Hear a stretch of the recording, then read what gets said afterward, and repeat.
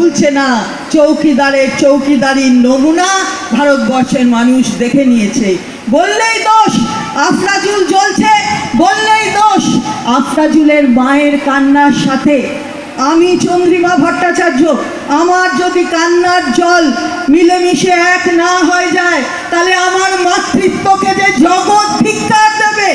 আমার মাতৃত্বের কোনো ভাগ হতে পারে না, প্রসবের রক্তের মধ্যে কোনো ভাগ হতে পারে না, যন্ত্রণার মধ্যে কোনো ভাগ হতে পারে না।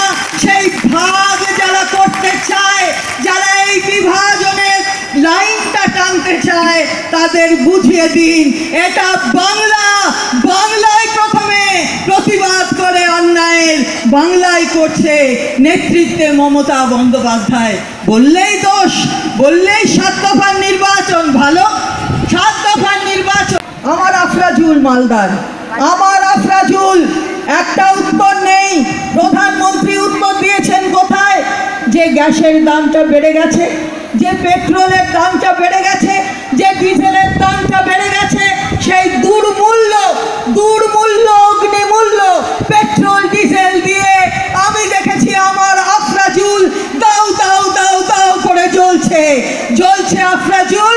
আর তাকে যে জ্বালিয়ে উল্লাসে আত্মহারা হয়ে ভিডিও ভাইরাল করেছিল, তাকে যোধপুরের একটা জেলে তাকে একেবারে 5 তারার সুখ দেওয়া হয়েছে।